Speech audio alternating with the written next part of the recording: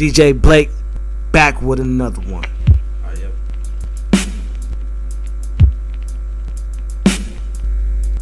You get high, forget about me. My friends say you're no good for me. You cancel our plans daily. You're not who I thought you were. You're everything I thought you were. You're a fiend and forget about me when you wanna get high with all your friends.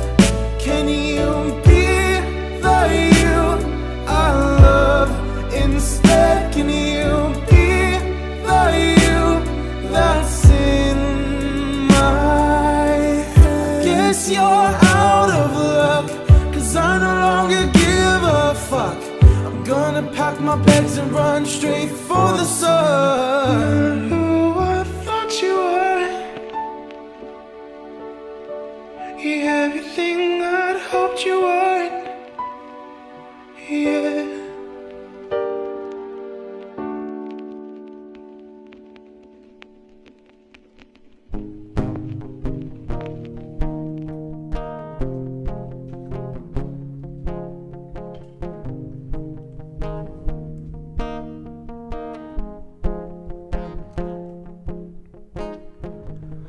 God only knew what was to come from me. Don't want another one night stand. I just wanna be your man.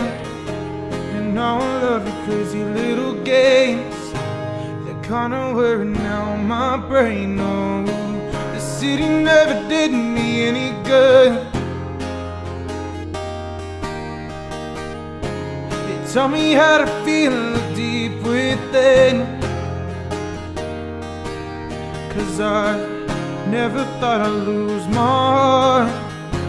I never thought you'd break my heart. I never thought I'd leave my heart in Berlin. I left my heart in Berlin.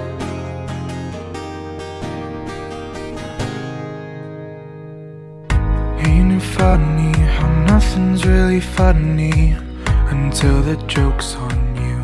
This is DJ Blake, and my next guest has been performing since he was 12 years old, produces his own music, and is about to give Ed Sheeran a run for his money. Introducing Xander Corbett. I know it's hard and the world can be so dark, but no one shines as bright as you. Welcome back, everyone. This is DJ Blake, keeping you up to date with all the hottest hip-hop news and sneaker talk. And today, I'm with a very special guest, the one and only Xander Corbett. Thank you for having me. There we go. So I always like to ask this because some people have stage names, some people don't. What made you decide to stick with just your normal name? Well, originally I started with just Xander. Like, that was just my thing for, like, the first 2 or so years of me making music. And then I wanted to just, like, completely reinvent my sound and everything, so I kind of threw on my last name, and I was like, I want to rebrand myself, because like I couldn't stick to a stage name. Right. If I were to change my name, I know I'd change it like every other album I do. So like I might as well just stick to myself, so I can just same DJ Blake, simple and straight to honestly, the point. It's straightforward, honestly. Yes. So tell the audience what type of music you focus in. That's a hard question. I try to just kind of go everywhere I can at this point. Like, I have a lot of demos that are just in the vault because they didn't work out vocally, but I try to go for any sound I can produce at this point because I just want to just do anything I can at this point. Do you mix your own music and master it, or do you have a producer? How does that work? Yeah, I do everything from my bedroom at this point. That's pretty hype, though. Honestly, it's fun. Yeah. No one's there to, like, I'd feel uncomfortable if I had, like, a studio engineer sitting there while I'm, like, just pouring my soul out, and I'm like, hey, can you stop that? Can we start recording? Like, I'd feel terrible. Like, I'd feel kind of awkward. Sometimes it's better to work alone. Like, that's why, like, for big radio shows, they usually have, like, the first mic, second mic, and sometimes they have a third mic, you know? Yeah. And I think it's better just to be independent and be on your own in a way. Right. You know? yeah, it's a good time. And then I had one person, my friend Tobin, helped me produce one song off my last album. And so I went to his house and I recorded it with him. And that's like the one time I was like, this is fine, because he knows me. Like, we're very close. Yeah. We know a lot about each other. So I was like, that's okay. Like, I'm willing for this. But like, it was still like, there's that sense where like, if I messed up the words, I'm like, fuck. Dude, I know what you mean. It's I'm so like, funny. I promise I'm not dumb. I just have like 2 brain cells at this point. Yeah. And they're just bouncing around. What made you get into music? Basically, like, when I was younger, the only thing, like, this is the only story I have that like anyone tells frequently, is like, I literally sat down and like Shania Twain's Forever and For Always video was on the TV. I just sat there and I was like, that's the one time I sat still as a child. And like, my mom always listened to Prince and like Pink, and like I just grew up around a bunch of different music, and like my sister was going through her emo phase, so like I got that I got dipped into that all the time. So like, I kind of didn't have like a specific reason. I just like, at one point I was writing music and I'm like, why don't I just try to put this out sometime? And then alas, I just kind of did it one day. Yeah, you're in Seattle, you know, it just happens. Right. Seattle like, I'm like, breeds you know, musicians. We're here, so. And dude, Shania Twain, she has like the most unique name in the entire world. I love her so much. There's like no other Shania, really, I swear. For real. I don't think I think I've heard of one other Shania, but that could have been legally changed. Like, I'm Exactly, it's a I'm not here to unique judge name. your decision, but shit. So, do you say you get inspiration from her then, or just? Yeah, the thing is, I get inspiration from so many people. Like, I removed my first and second projects from all streaming platforms because, frankly, I'm embarrassed of them now. But What? my very first one was very heavily inspired by like the Flaming Lips, and like Miley Cyrus, and then my second album was just a cover album, and it was a bunch of acoustic covers because I just learned how to play guitar, and I was just down to just do that. Yeah. And then my now first album, Stitches on a Broken Heart, that was when I was writing that album, I was listening to a lot of like Lord Huron and Johnny Cash and shit, so like that kind of comes out in some of those songs. And then around the time I started working on my most recent album, Breathe, I started listening to Ariana Grande, and like, nothing wrong with that. I started like dipping my toes in all this other stuff, but like I don't think I have like a very specific like inspiration for anything anymore. Like, it's all just. When you make albums and EPs, are you going for a certain theme per album? Usually, yeah, because with my album Breathe, I started writing my song Company, which is like now my biggest song. It literally is like 20,000 streams or something on Spotify. Never saw that coming. But, That's dope. So when I started writing that, I was like, I want it to be like a message of hope, but also like, I don't really talk about like mental health or anything in my music usually, so I wanted to just discuss that for once, discuss where I'm at in life.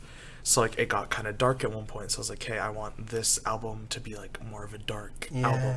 So like, I made sure that like everything was like black and white, everything was like upside down, everything was black, and like everything, like the background was always black. And then Stitches on a Broken Heart, like I wanted to do messages of like hope and like just like a hug for whoever's listening to it.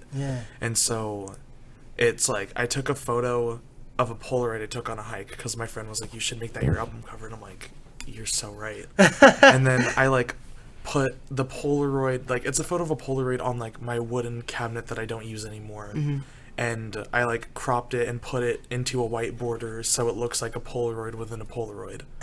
And I was like, all right, cool, dope, we'll keep that. Like, I was like, whatever. And so like, that was like my light album, and then like Breathe was the dark album. Oh wow, that's interesting. I like that. It's creative. Thank you. How do you promote your music? I just usually with my first album, I just tried to promote the hell out of it on like Instagram and Twitter, because I didn't have that much going on for me back then. But that album brought me so many new people, because once I dropped it on Twitter's such a scary place. Because I started 2019 with I think maybe 100 followers, and I have like 700 something followers now. Dude, I don't even know how to use Twitter. I stay away from that. No, for the longest time, like, it's sad because I didn't know how to use it for the longest time, but now I'm like, now I've been pulled in, and I'm addicted. Like, that's the hard thing about Twitter, is like, 1 minute you don't know what the hell you're doing, and then everyone pulls you in. But like, everyone was sharing the album, and everyone's like, go listen to this. And so like, by the time I was ready to promote my album Breathe, I was like, you know what, y'all can take care of this. I was like, I'm gonna post every now and then, like, don't get me wrong, I'm not just gonna not promote it, but I'm like, honestly, like, y'all got my back at this point. So like, I don't have to post like 3 times a day, hey, reminder, I have an album coming out. Dude, I was talking to this other artist like a day or two ago, and he was saying you get to a certain point where Instagram and like social media isn't even really fun though, you know, because like it's more of like part of your job to promote. And that's one thing is, like, the other night, I was just, like, I had a bunch of friends over for New Year's, and I just dropped a song last night. What's it called? It's called Goodnight. And initially, I wasn't going to release it. Like, that wasn't part of the plan. And then it was the only song I have finished for my next album. And then I heard about Trump's impeachment, and I was like, I got to do something to celebrate. Like, I was like, whatever, like, fuck it. So I was like, in celebration of Trump's impeachment, I'm releasing this song, so enjoy it while it's here. That's crazy. And so, like, last night, I was literally just trying to have a good time with my friends. And I'm like, 1 second, I have to make an Instagram post. And, like, that's when you know that you're, you're trying as a musician, is when you have to stop the fun to make a fucking Instagram post about the song that you just released. Like, that's when you know. That's dope though, you know. There wasn't really a lot of good holiday albums or anything around this year for some reason. Yeah. And that's one thing is, like, I want to, every single year, I'm like, I'm going to make a Christmas album. And then, like, November comes, and I'm like, well, just kidding. Like, fuck it. Because I don't want to be recording, like, sleigh bells ring in the middle of, like, July. Yes! I don't want to do that. No. We can't have Mariah Carey win every single year, basically, though. Dude. That's what I'm saying is, like, I got to do something eventually. Maybe a Christmas song at some point. But for now, nothing. I got nothing. Right. So have you grown up in Seattle your whole life, or how did that work?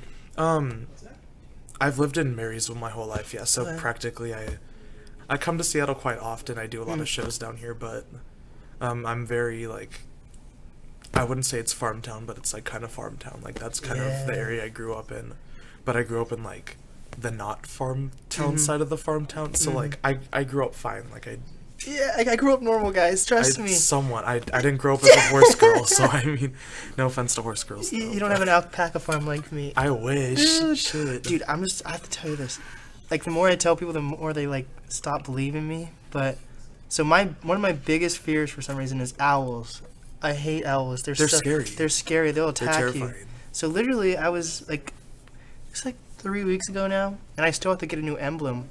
I was driving in the back roads back to my house. This owl swooped out of nowhere.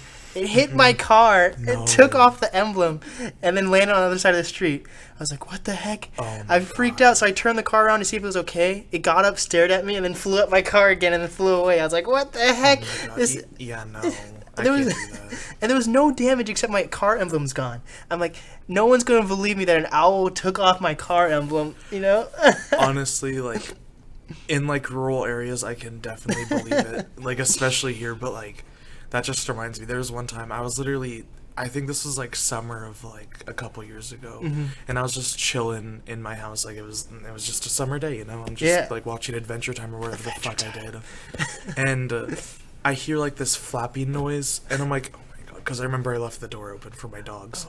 And I hear a thud in the back, like, in the very back, and, like, there's, like, my kitchen behind the TV room, which is where I am, and there's, like, windows, and I hear, like, this little thud against one of the windows, and I'm like, tell me that isn't what I thought it was. And I look back, and there's a bird just fucking flying around my kitchen. Oh, no. And I tried to get that fucker out for, like, 3 hours. Man, when birds get in the house, it's over. It's scary. Like, there's a video. I have a video somewhere, like, hidden in the archives of my phone, where, like, you can see a little broom handle just pop out from the corner, and the bird goes, whoosh, and I scream. Like, I literally scream like a full-grown girl. Dude, owls and spiders, those are my biggest fears of all time. Spiders I can't do it. Nope. So you said you did shows? So how did that work for you?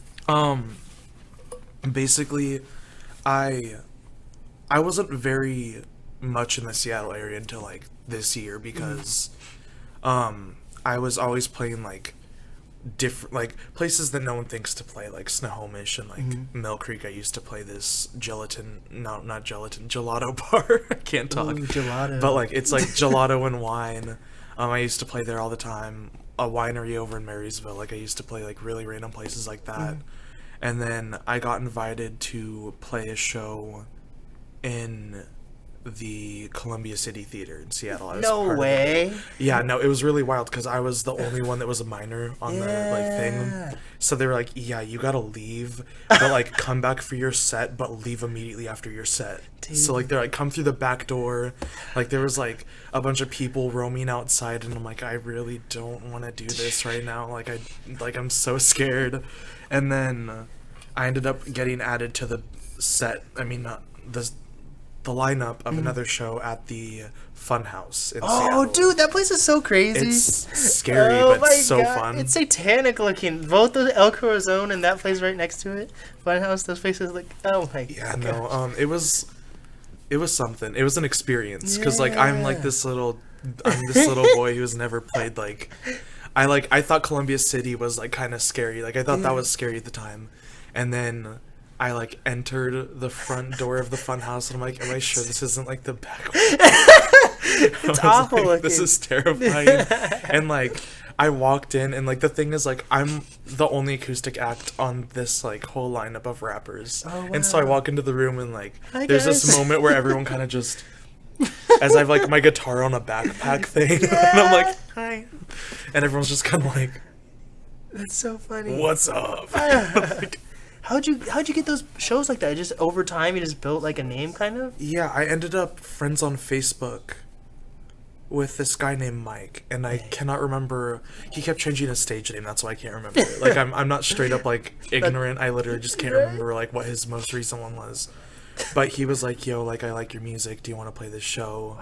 And so like a bunch, like it was just like a whole like train of events that like. The Columbia City show was originally supposed to be in September, and it was supposed to be at the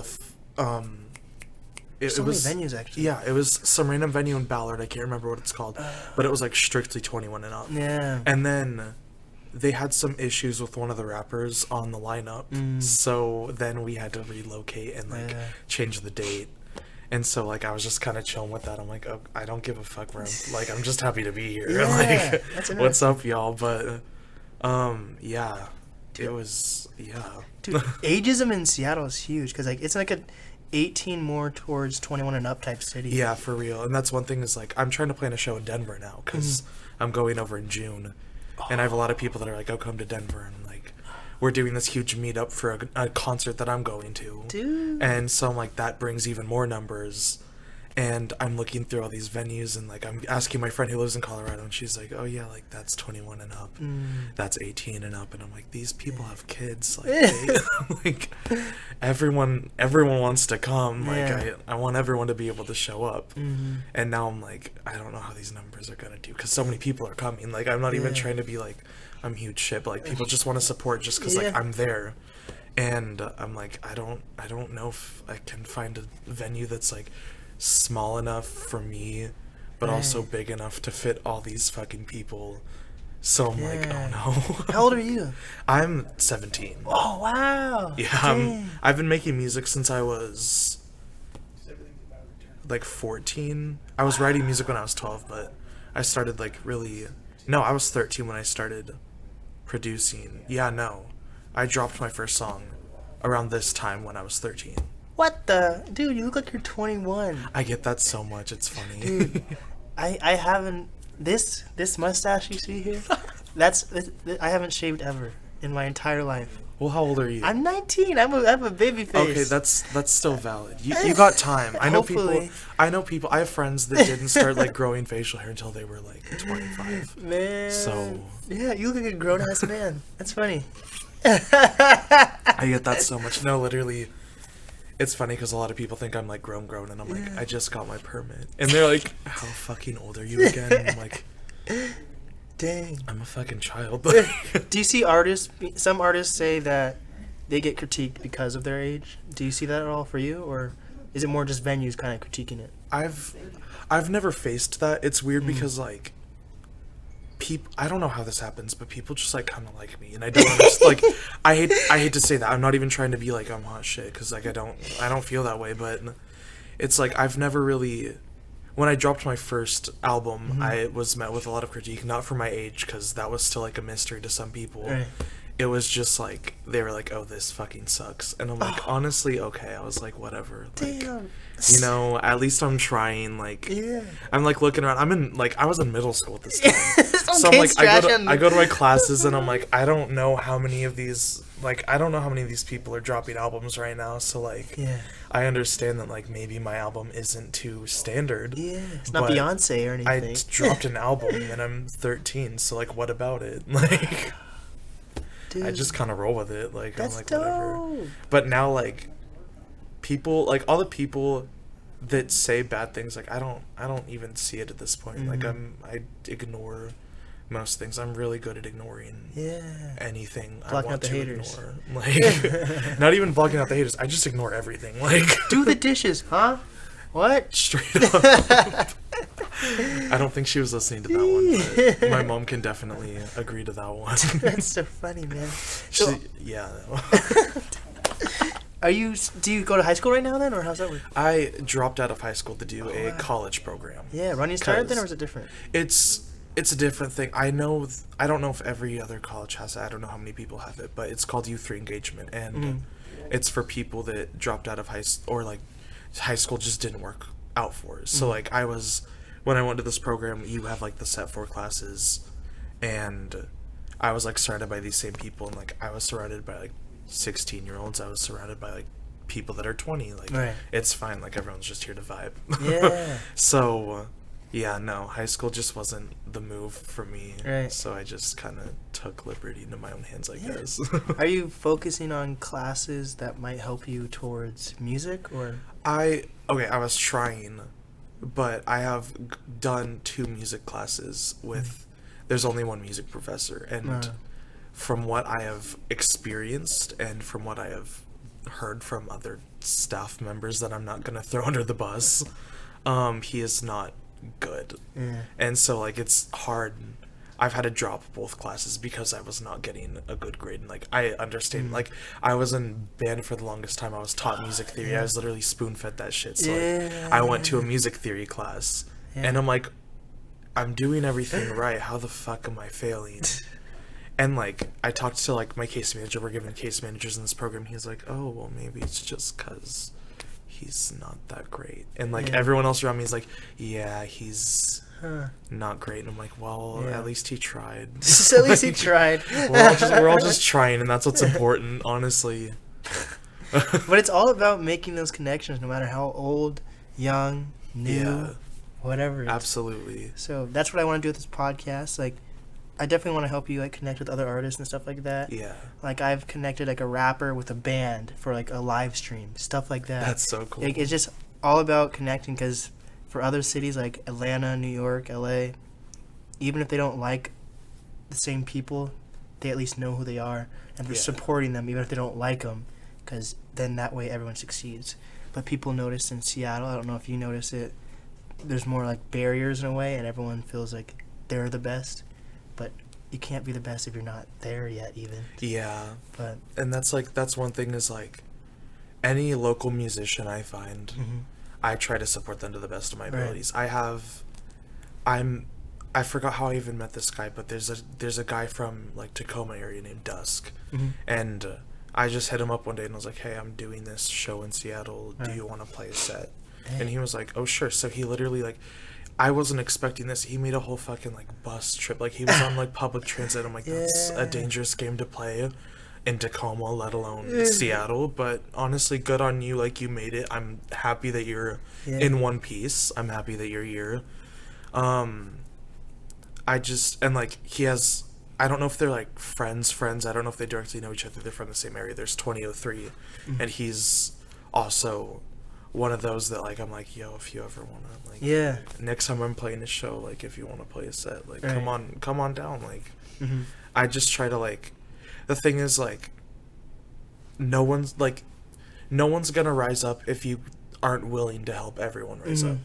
And that's the thing is like I feel like local music needs to all rise up as like one collective unit instead of just like one person gassing someone up while like they're just like, oh thanks. And like that's the thing is like I think like everyone deserves the spotlight, and there's like not one specific spotlight. I think everyone is under their own spotlight, and that's what should be important to local music, is like everyone is getting their moments and everyone's getting that joy, and everyone's just getting to vibe with whatever the fuck they want to vibe with. Like if you want to do a private show of 6, that's you know what, fucking do it. And if you want to play this whole theater with like 1,000, go for it. Like go for whatever the fuck you want, because in the end of the day, everyone needs to be happy with what they're doing, and everyone needs to just like feel what they're doing. Yes.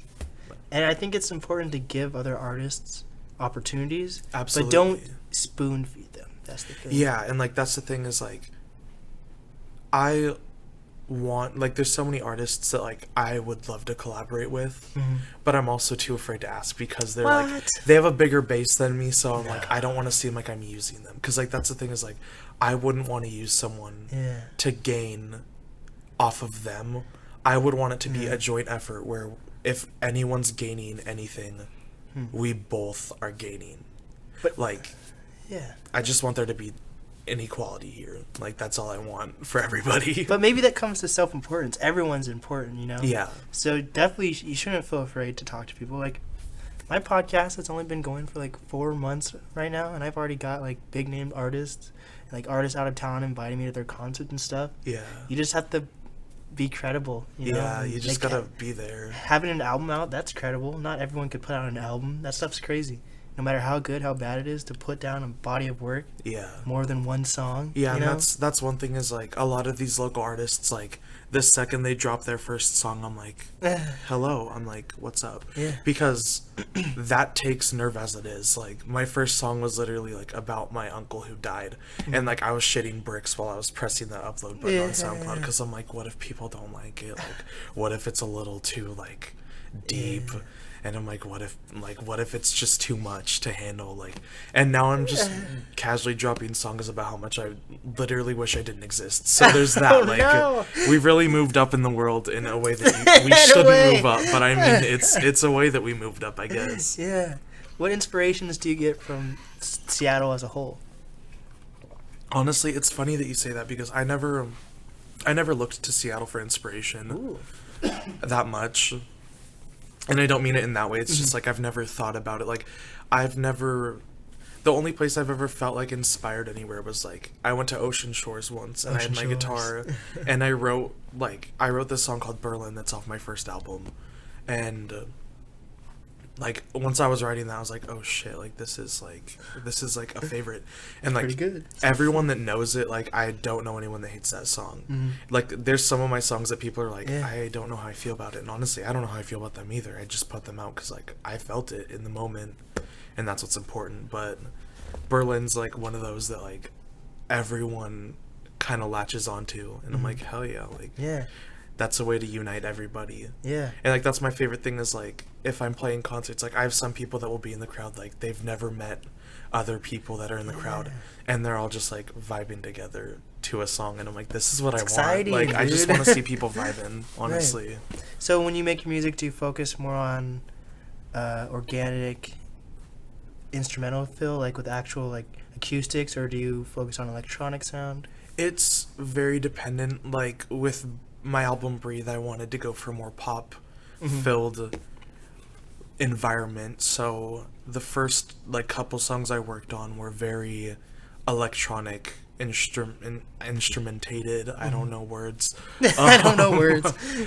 But I ended up throwing some like acoustic songs on there, because like ultimately acoustic is what works best for me.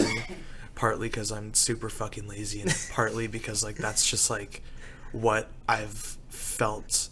That's what I did for the most out of my career so far, was like I've done mostly acoustic shows. And once I had learned how to play guitar after I dropped like an album that's almost all on a fucking keyboard, I like just started playing all these shows with the guitar. So like then I did a whole acoustic album with a bunch of acoustic covers. Right. And so like I was doing a bunch of acoustic shit, and like whenever I abandon that, I'm like, ugh. And then like I throw something else to just even it out, and I'm like, okay, we're fine. Like being creative's important. Yeah. And like I want to just get any sound I can out. Like I was talking to my mom about this one day. I was like, if I had the ability to right now, I would do a punk song if I Right. could, like, just on the next album, because my goal for my next album is just to make not a single song that sounds the same as another. Like, I don't want there to be, like, a general theme. I want it to be, like, the way I want it planned is, like, I already dropped one song, so that kind of ruined my original plan of not dropping any singles before the album. But I want to drop one song with a video, and then, like, a week later, drop the album, so that, like, no one knows what else to expect. They have those 2 songs, and I already have the song working, like, it's already in the works, so, like, it's already significantly different from Goodnight. Yeah. So I want that to be the lead single with the video, and then I want the album to just, like, every other song is completely different from the other song, so, like, they never know what to expect. Yeah, that's dope. Like, that's all I want at this point. That just sounds exciting, you know? Like, I'm stoked about it, and, like, I have, like, what, 3 songs done? Yeah. And I'm like, alright, let's fucking go. Right. Like, 2021, you know, like, Hey. it's coming. How long do you like to keep your albums? It really depends, because with my Stitches album, I started dropping songs because, like, I was so eager to just put shit out, and, like, I finally learned how to put my shit on Spotify. So I was like, hey, let's just, like, get shit out. So, like, I dropped 3 songs and then just an EP, and then all of those songs from the EP made it on Stitches, but almost 2 years later. Right, Like, I wow. dropped the album so late because I was just working so slowly on it. Yeah. And I dropped, like, 8 singles off the album. So, like, everyone already knew it. Like, everyone already knew most of the album. Like, there was no surprises. And then with my album Breathe, I released 2 songs before the album. And I was working on that album since, like, from February of 2019 to maybe, originally it was supposed to be July, and then I lost half of the album. Oh, So then, like, no. I was literally dropping the second song off the album the day that I was, like, at my friend Tobin's house recording the final part to the Yeah. album, and I'm like, okay, finally, like, we can just get this fucking show on the road. Like, I was like, because originally I'd promised my friend I'd drop an album on his birthday, and his birthday fell on a Friday in September this year. So I was like, okay, perfect. I was Yeah. like, let's fucking do it. So I was like, all right, I got to do this. And then I lost half the album, and I'm like, how am I gonna recuperate all this? So I just dropped 2 of the songs. Like, I Yeah. literally completely just, like, crossed them off the album, and I was like, I'm not even gonna try Yeah. with those. Like, I have 8 songs. That's just enough. Put it out. There we go. But with this album, I already promised myself, I originally promised myself I'd be taking a break from dropping music until 2021. Oh, man. And then I already fucked it up because I can never stick to my own word when it comes to that. But yeah, I'm gonna be holding on this. I'm gonna be holding on to this album for at least a year. Does that affect you, though, holding on to music and having that much time to listen to it over and over? Honestly, I try not to listen to it that much because I get really irritated with Yeah. myself very easily.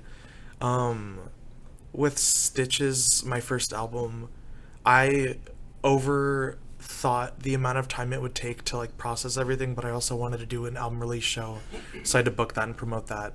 So I held on to the album for a good, like, 5 months before it actually dropped, and I had already leaked it to, like, half of the people that were gonna listen to it. So, like, I kind of fucked myself over there because there was no, like, element of surprise. Like, Yeah. 18 songs, everyone knew every single song because I had already sent them the album. Right. But I'm definitely, like, this next album, I'm trying to keep it as under wraps as I can Yeah. physically handle without just, like, dying or whatever I'm Right. gonna do. Do you figure this out all on your own? Do you have people telling you this is how you should figure it out, or just fail and then start over, fail? Yeah, I just kind of go at it, like, however I want. Like, I have, like, a note in my phone of, like, I want this to be, like, the map out of, like, how I want there to be, like, on this date. I want to post this on social media to tease the fact that the album's coming. I want a music video preview on this date, and then the music video to Yeah. drop this date with the song, and then album on this date, Dude. maybe another video after the album on this date.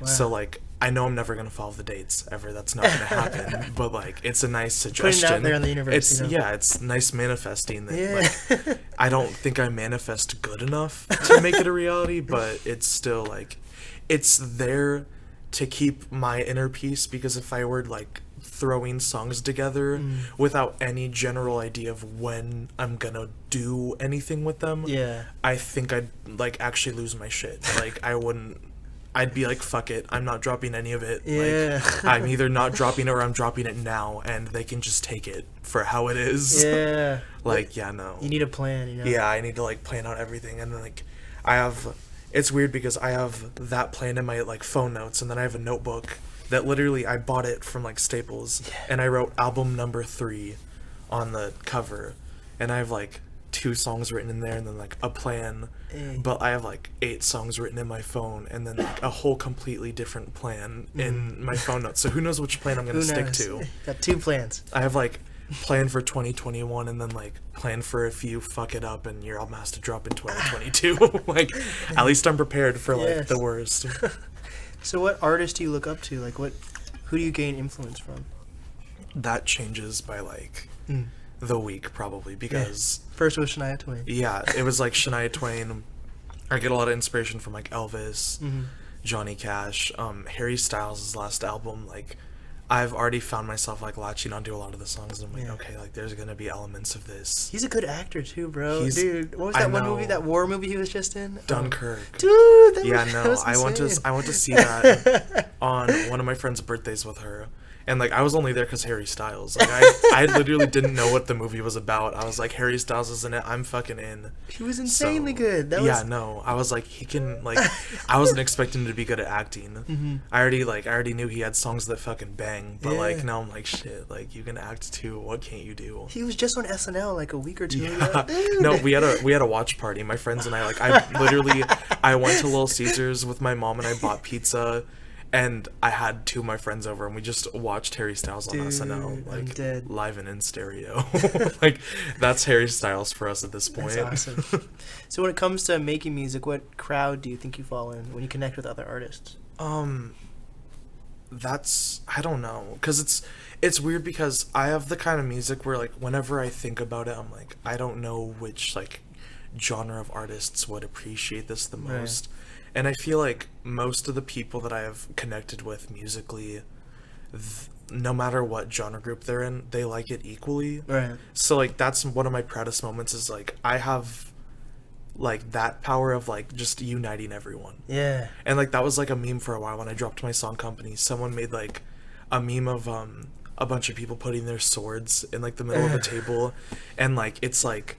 labeled every single and like genre. The middle is Company by Xander Corbett, and it's like all these people, it's like Mormons, like whores, virgins, and I'm like, okay, I'm like, cool. Dude, yeah. Like I guess that's my one thing that like makes me proud is the fact that like I don't have a specific like base. Yeah. It's like everywhere, like a lot of people, and like my Spotify thing, I was streamed in 69 countries this year out of 72 that Spotify's available in. Dude, that's crazy. So I'm like, shit, like I'm kind of everywhere. I'm not big or anything. But I'm still struggling to sell out shows in Seattle. So I'm like, okay, I'm like, all right. Yeah, that's the thing about shows in Seattle. That's where connections are really important. Yeah. If you try to set up a show without someone else that's big also, you're gonna like kind of fall into it. Yeah. Which is kind of annoying, but it's just how it works here in Seattle. For now, at least. It could change. You know, I've been lucky enough. I've played the Rendezvous. I don't know if you've ever been there. I haven't. They have this tiny ass theater. Like the capacity is like 40 something. Oh man. And so like I had that for my album release show. Oh yeah. And we sold the bitch out, and I was like, all right, right on. Yeah. Like heck yeah. And that was just with my friend Tobin, who, you know, I was like, honestly, like you're on the album, so you might as well just be here for everything else. So you know, if you want to play an hour-long set, do it. Like. Go for it, because fuck it, right? Yeah. And so yeah, we managed to sell out the Rendezvous, and that was like my first time playing there too. And I'm like, this is whack. That's dope. My first time like headlining a show in Seattle too, and I was like, that's fire, righteous. Dude. I think it also quality over quantity sometimes. Like when I throw events now, or like even if it's just a simple party I'm going to, I honestly want to know if there's a theme to the party, because it's easy to get someone in the room.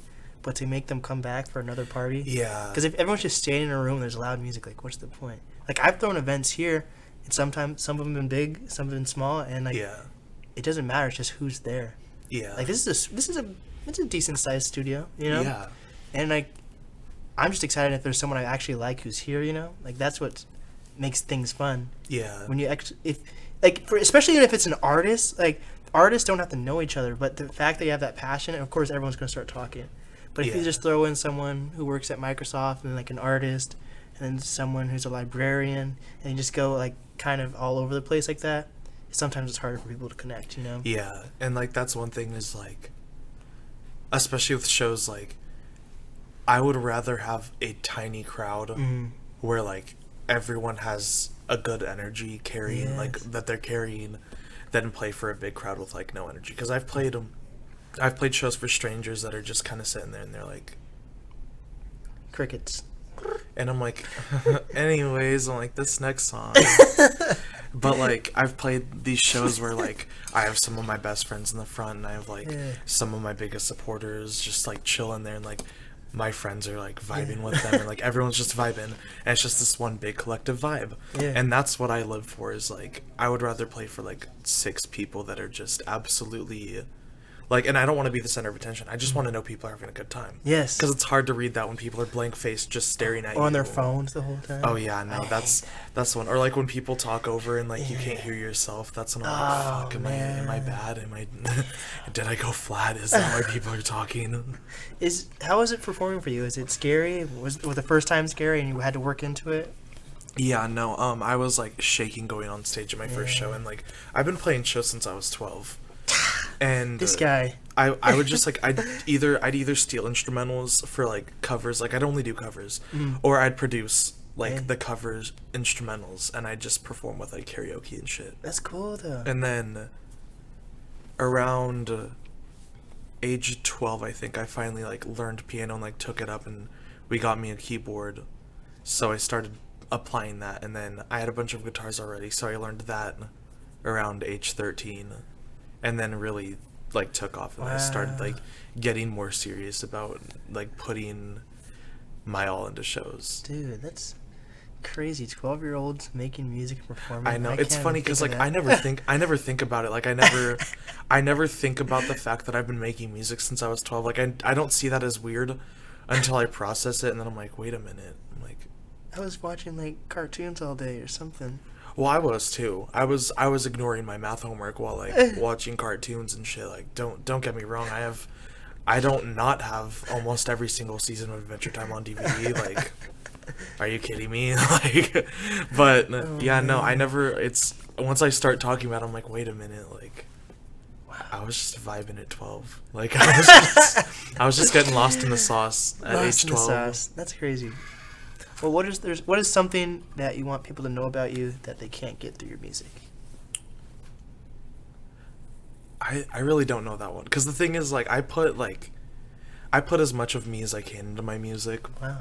To the point where like I'm very vocal about like everything. And like that's one thing, is like I hadn't made any like political stances or anything ever, which like I shouldn't have, but you know, whatever. So that's why I took this opportunity to be like, yo, like Trump's getting impeached, stream my song, because you know that totally goes together, absolutely. Like, you know, whatever. But yeah, no, I put as much of like my pure honesty into my music as I can, so I feel like there's not a lot that people don't know about me. That's cool. It's kind of scary now that I think about it, but it's fine. Like, but you don't sing about your like social security card number or like credit card number? No, absolutely not. Okay.